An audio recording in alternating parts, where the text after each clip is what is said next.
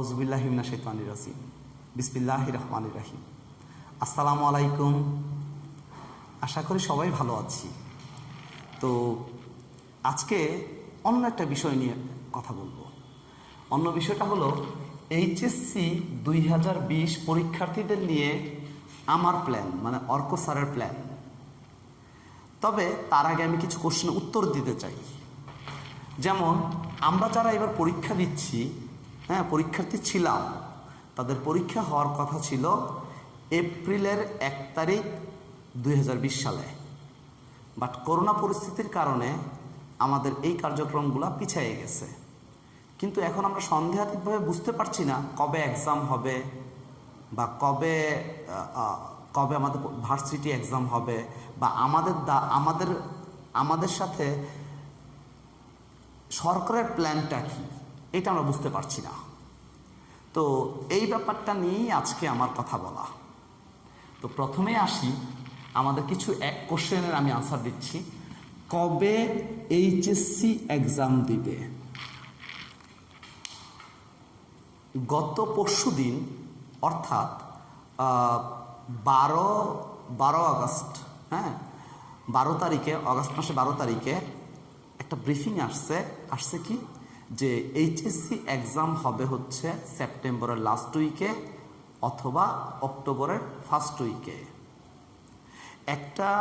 একটা নিউজ যখন আসে তখন আন্তাজি আসে না, এটা কিছু একটা ধারাবাহিকতা সূত্রে আসে। সো দ্যাট এই ধরনের কথা আলোচিত হয়েছে বলেই আসলে এই কথাটা আসছে। ওই দিন সন্ধ্যাবেলায় আরেকটা ছোট্ট ব্রিফিং আসছে যে না, সেপ্টেম্বরে এইচএসসি পরীক্ষা হবে।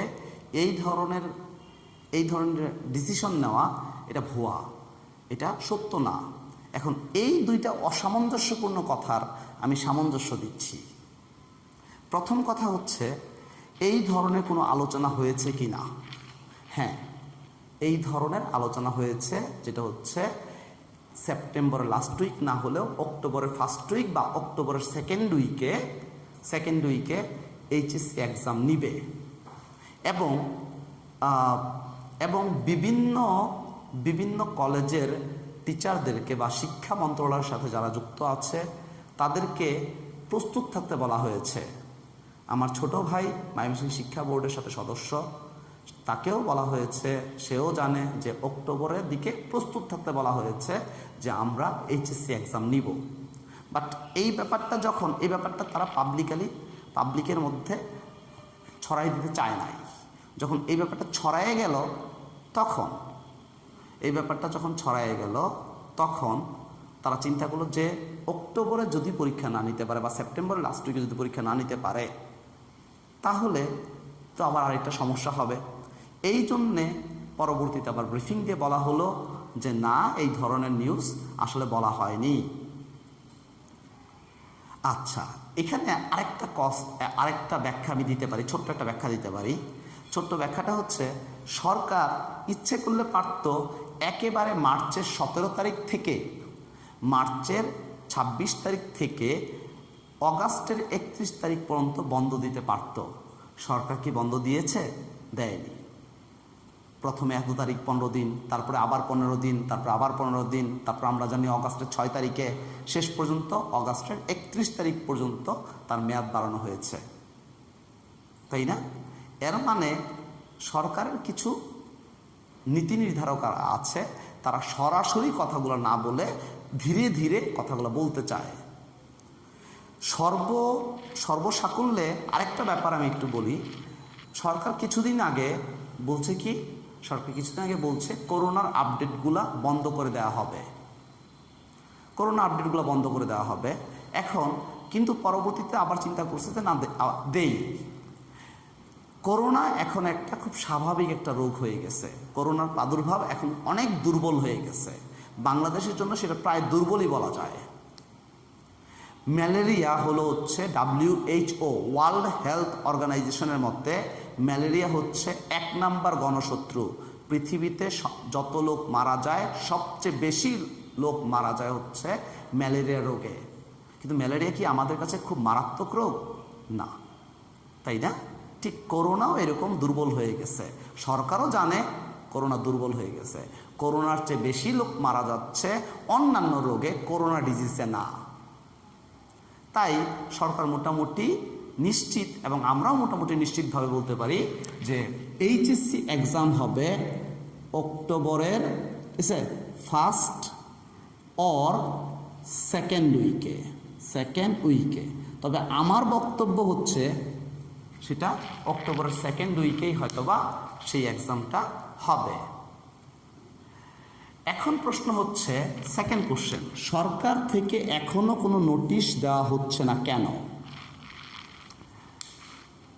অলরেডি মাননীয় শিক্ষামন্ত্রী ডক্টর দীপুমণি উনি অলরেডি বলছে যে এইচএসসি পরীক্ষার্থীদের জন্য খুব স্বল্প সময়ের মধ্যে নোটিশ দেওয়া হবে এবং নোটিশ দেওয়ার 15 দিনের মধ্যে পরীক্ষা শুরু হবে। সো কেন নোটিশ দিবে এখন?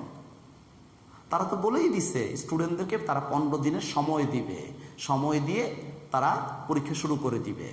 সো দ্যাট নোটিশ দেওয়ার প্রশ্ন এখন আসেই না। তাহলে নোটিশ যদি আমরা পাইতে চাই তাহলে সেটা সেপ্টেম্বরের শেষের দিকে আমরা নোটিশটা পাবো, সেপ্টেম্বরের শেষ দিকে আমরা সেই নোটিশটা পাবো যে এক্সাম কবে হচ্ছে। আর ডক্টর দীপুমণি উনি বলেই দিছে তোমরা তোমাদের পড়ালেখা করো, পড়ালেখা চালায় যাও, পড়ালেখা বন্ধ করো না। আমরা নোটিশ এইচএসসি রুটিন দিয়েই 15 দিনের মধ্যে পরীক্ষা স্টার্ট করে দিব এবং এরপরেই আমরা রেজাল্ট দেওয়ার পরেই ভার্সিটি এক্সামটা নিয়ে নিব, ইউনিভার্সিটি, মেডিকেল, বুয়েট এক্সামগুলো আমরা নিয়ে নিব। ক্লিয়ার? এই জন্যেই সরকার থেকে এখন পর্যন্ত কোনো নোটিশ দেওয়া হচ্ছে না। নেক্সট, এইচএসসি এক্সাম কিভাবে হতে পারে এই সম্পর্কে বেশ কিছু কথা আসতেছে যে প্রতি বেঞ্চে একজন করে বসানো হবে। এটাই স্বাভাবিক, প্রতি বেঞ্চে একজন করে বসানো হবে, এটাই স্বাভাবিক।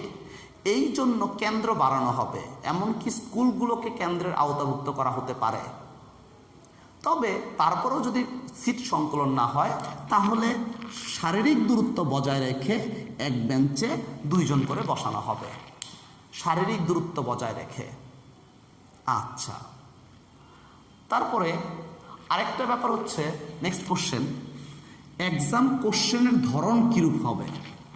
যেহেতু এটা করোনা পরিস্থিতি, এক্সাম কোশ্চেনের ধরন গত কয়েক বছর যেভাবে হয়েছে সেভাবে হবে না। এক্সাম কোশ্চেনের ধরন হবে কিছুটা নর্মাল, সহজ।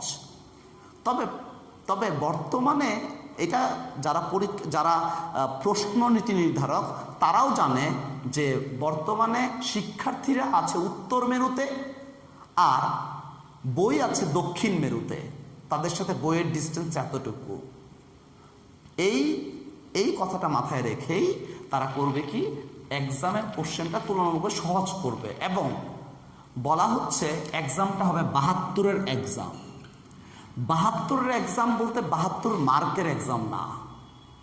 72-এর এক্সাম বলতে আমরা বুঝি 1971 সালে মুক্তিযুদ্ধ হয়। সেই মুক্তিযুদ্ধের পরে 1972 সালে কিন্তু আবার এক্সাম নেওয়া হয়।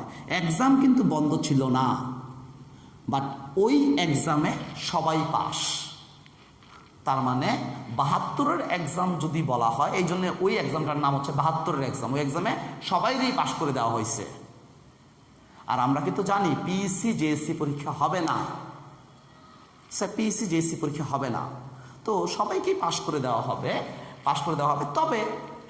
তবে এমন না যে তুমি 60 পাইলে তোমাকে 80 পাওয়াই যাবে, এমন না। তবে তুমি ফেল করলে তোমাকে পাস করে দেওয়া হবে। তার মানে A+টা সম্পূর্ণ তোমার নিজের উপর ডিপেন্ড করছে, তোমার নিজের পড়ালেখা। আর আমি পাস করলে তো লাভ হইল না, আমাকে তো ভালো রেজাল্ট যদি নাই করতে পারি তাহলে তো আমি বুয়েট, মেডিকেল, ঢাকা ইউনিভার্সিটিতে এক্সামই দিতে পারবো না। আচ্ছা, নেক্সট হচ্ছে এইচএসসি এক্সামের পর কতদিন পর ইউনিভার্সিটি এক্সাম হতে পারে? এই ব্যাপারটা যদি আমরা ধরে নেই অক্টোবরের সেকেন্ড উইকে যদি এক্সাম স্টার্ট হয় তাহলে মোট এক্সাম হবে 13টা, তার সাথে প্র্যাকটিক্যাল আছে। সব মিলিয়ে এক্সাম শেষ হতে অক্টোবর, আমরা 30 তারিখ ধরে নিতে পারি, 30 অক্টোবর, 30/10/2020, হ্যাঁ, এক্সাম শেষ হতে সময় লাগবে। এক্সামের পর এর মাঝে খাতা দিয়ে দেওয়া হবে, তারপর খাতা দেখতে কিছুটা সময় লাগে। আগে যেখানে 2 থেকে সোয়া 2 মাস সময় নিত, 2.5 মাস সময় নিত, এখন সেখানে এতদিন সময় নিবে না। খাতা দেখার জন্য তারা মোটামুটি 1 মান্থের মতো সময় নিবে, 1 মান্থ সময় নিবে। 1 মান্থ যদি সময় নেয়, রেজাল্ট দেওয়ার পরপরই বিভিন্ন ভার্সিটি, বুয়েট, মেডিকেল তাদের সার্কুলারগুলো দিয়ে দিবে। সার্কুলার দিয়ে তাদের সময় দেওয়া হবে 15 দিন। 15 দিনের মধ্যে তোমরা হচ্ছে সার্কুলারটা পূরণ করে জমা দিয়ে দিতে হবে। তাহলে সেখানে আমরা পাচ্ছি হচ্ছে আরও 15 ডেজ। তারপরে সার্কুলার দেওয়ার পরে এক্সাম কিভাবে হবে, কবে হবে, এইগুলার নীতি নির্ধারণ করতে গিয়ে, সিট নীতি নির্ধারণ করতে গিয়ে সময় লাগবে আরও 15 দিন। তার মানে টোটাল 2 মান্থ সময় পাবো। তার মানে আমরা এইচএসসি এক্সামের পর ন্যূনতম 2 মাস সময় পাবো হচ্ছে ভার্সিটি প্রস্তুতি নেওয়ার জন্য, বা বুয়েট প্রস্তুতি নেওয়ার জন্য, বা মেডিকেল প্রস্তুতি নেওয়ার জন্য। তবে 2 মাস সময় যথেষ্ট না, 2 মাস সময় যথেষ্ট নয়। Next, university, next question, university exam কি একসাথে হবে? ইউনিভার্সিটি এক্সাম কি একসাথে হবে? এইটার একটা সরকার, যেহেতু এবার করোনা পরিস্থিতি, এবার খুব বেশি সম্ভাবনা হচ্ছে বিভিন্ন ইউনিভার্সিটিগুলো সম্মিলিতভাবে একটা এক্সাম নেওয়ার, প্রকৌশল বিশ্ববিদ্যালয়গুলা আলাদাভাবে একটা এক্সাম নেওয়ার, এবং হচ্ছে মেডিকেলগুলা তো একসাথেই হয়, একটা এক্সাম নেওয়ার। যেন আমার তাহলে বিভিন্ন এক্সামগুলো একসাথে নেওয়ার ফলে আমার ঢাকা ইউনিভার্সিটির জন্য একটা ডেট, আবার জাহাঙ্গীরনগর ইউনিভার্সিটির জন্য একটা ডেট, এরকম যেন না হয়। তার মানে হ্যাঁ, এটা হচ্ছে ইউনিভার্সিটি এক্সাম একসাথে হওয়ার সম্ভাবনাই বেশি। আমি কিন্তু 100% বলছি না, কিন্তু বেশি সম্ভাবনা বেশি। আচ্ছা, এত কিছুর পরে এখন আমাদের কথাটা হচ্ছে, তাহলে আমরা ফাইনালি এতগুলা কোশ্চেনের আনসার কি পাইলাম? এতগুলা কোশ্চেনের আনসার পাইলাম আজকে 14ই আগস্ট 2020। আমাদের এক্সাম স্টার্ট হবে অক্টোবরের 2nd উইক। তার মানে আমরা সময় 1.5 মাস সময়ের মতন পাচ্ছি, 1.5 মাস থেকে 2 মাস সময়ের মতো পাচ্ছি। তার মানে আমরা 50 দিন সময়ের মতন পাবো, 50-55 দিন সময়ের মতো আমাদের কাছে আছে। তাহলে এখন যেহেতু বই আছে উত্তর মেরুতে, আমরা আছি দক্ষিণ মেরুতে, আমাদের অবস্থা যেহেতু এতই শোচনীয়, কারণ খুব স্বাভাবিক, আজকে যদি তোমার জায়গায় আমি থাকতাম আমারও একই পরিস্থিতি হতো। কারণ আমি জানি না আমার পরীক্ষা কবে হবে, সুতরাং আমার পড়ার প্রতি আগ্রহ থাকবে না। তাই হচ্ছে এখন যেহেতু এই 50-55 দিন সময় আছে, তাই এই 50-55 দিনের জন্য আমরা একটা সুন্দর প্ল্যান করতে পারি। আর সেই প্ল্যানটা নিয়ে সাজানো হচ্ছে 2020 সালের এইচএসসি পরীক্ষার্থীদের নিয়ে অর্ক স্যারের প্ল্যান। এবার অর্ক স্যারের প্ল্যান কি? অর্ক স্যার মানে আমার প্ল্যান। অর্ক স্যারের প্ল্যান হচ্ছে এই 14 আগস্ট 2020 থেকে 1 সেপ্টেম্বর 2020 পর্যন্ত আমরা ইউনিভার্সিটি প্রস্তুতি নতুন উদ্যমে শুরু করব। তার মানে কিছুটা এখানে আমার যে 15-20টা দিন সময় আছে, সেই সময়ের মধ্যে আমরা কিছুটা আগানো, ইউনিভার্সিটির ব্যাপারটা কিছুটা আগাইতে থাকবো। এতে একটা লাভ হয়। এতে লাভটা হচ্ছে আমাদের যে এইচএসসি এক্সাম হবে, এই এইচএসসি এক্সামে অবজেক্টিভ আসবে, এখানে কিছুটা অবজেক্টিভ দখল করা যাবে। এখানে এইটুকুর উদ্দেশ্য হচ্ছে আরেকটা আছে। এইটুকুর উদ্দেশ্য হচ্ছে, একটা তুমি ধরো, মনে করো হচ্ছে তুমি কোরআন শরীফ পড়ছো, পড়ার পরে তুমি 1-1.5 বছর ধরে ঠিকমতো কোরআন শরীফ ধরোই নাই। আবার যখন কোরআন শরীফ ধরতে যাবা, দেখবা যে তোমার কাছে অক্ষরগুলো অচেনা মনে হচ্ছে। ঠিক একটা এখন স্টুডেন্টরা এমন এক অবস্থা, তারা পড়ালেখা করেই নাই, বইয়ের সাথে তাদের সম্পর্ক উত্তর দক্ষিণ মেরু। তাই এই 14-15 দিনে আমরা ইউনিভার্সিটি প্রস্তুতির মাধ্যমে কিছুটা তাদের সাথে বইয়ের সাথে সম্পর্ক করে নিয়ে আসবো। এটা হচ্ছে আমার উদ্দেশ্য। কারণ আমি হুট করে বলতে পারি না তুমি গাছের উপরে উঠে যাও, তোমাকে আস্তে আস্তে গাছের উপরে উঠতে হবে। আচ্ছা, এরপর সেপ্টেম্বরের 3 তারিখ থেকে এইচএসসি এক্সামের পূর্ব পর্যন্ত, পূর্ব বলতে 5 দিন পূর্ব পর্যন্ত, মানে এইচএসসি এক্সাম যদি আজকে হয় শুরু হয় হচ্ছে 15 তারিখ, তাহলে 10 তারিখ পর্যন্ত আমি এইচএসসি রিভিশন প্রোগ্রাম চালাবো। এইচএসসি রিভিশন প্রোগ্রাম আমি যে করেই হোক, কারণ আমি তো জানবো 15 দিন আগে 16 দিন আগে কবে পরীক্ষা হচ্ছে, তা তো আমি জানবো যে কবে এক্সামটা হবে। যে করেই হোক আমি physics first paper second paper, chemistry first paper second paper, math first paper second paper, biology first paper second paper, আমি টোটাল একটা রিভিশন দিব। এমনভাবে এই রিভিশনটা দিব যেন কোশ্চেনগুলো আমাদের এক্সামের সময় চোখে ভাসে। আমি আবারও বলতেছি কথাটা, এই রিভিশন প্রোগ্রামে আমরা physics first paper second paper, chemistry first paper second paper, math first paper second paper, biology first paper second paper revision program করব। এমনভাবে রিভিশন করব, রিভিশন মানে এই না খালি চলে যাওয়া এমন না, এমনভাবে রিভিশন প্রোগ্রাম করব যেন কোশ্চেনগুলো আমাদের এক্সাম, যখন আমরা এইচএসসি এক্সাম বোর্ড এক্সামে বসবো, যেন কোশ্চেনগুলো আমাদের চোখের সামনে ভাসে, এমনভাবে পড়াবো ইনশাল্লাহ। এই যে 1 মাস সময়ের মতন একটা সময়, এই সময় কি একটা টিচার বা বিভিন্ন কোচিং সেন্টার এদের পক্ষে কি সম্ভব যে এই 4টা বই total first paper second paper শেষ করে দেওয়া? আমার মনে হয় না সম্ভব, কিন্তু এই অর্ক স্যারের পক্ষে সম্ভব। যেহেতু অর্ক স্যারের পক্ষে সম্ভব, এটা ম্যাজিক্যালি সম্ভব, এই জন্যে আমি এই প্রোগ্রামটার নাম দিছি এইচএসসি ম্যাজিক প্রোগ্রাম।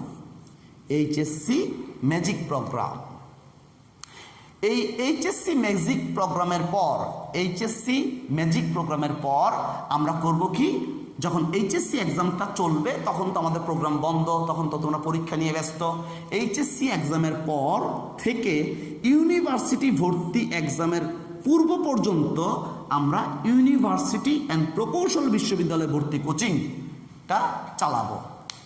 তাহলে এই যে আমার প্ল্যান, এই প্ল্যান হচ্ছে এখানে বইয়ের সাথে সম্পর্ক নিয়ে আসা।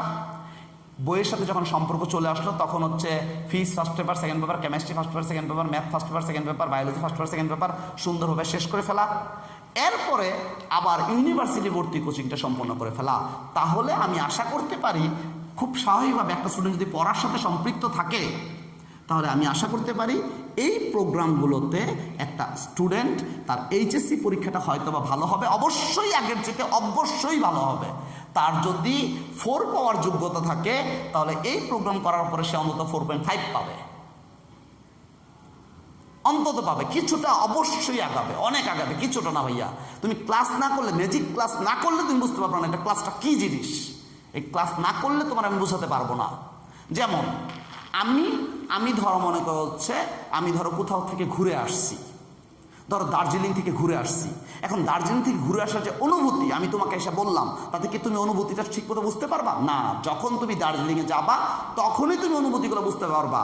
এই জন্য বলতেছি, যখন তুমি ম্যাজিক ক্লাসটা করবা, ম্যাজিক প্রোগ্রামের ক্লাসগুলো করবা, তখনই বুঝতে পারবা এই প্রোগ্রামটা কেমন, ক্লাসগুলো কেমন হবে। এছাড়া বোঝানো সম্ভব না, তোমাকে বোঝানো সম্ভব না। নেক্সট, এই ছিল হচ্ছে আমার প্ল্যান।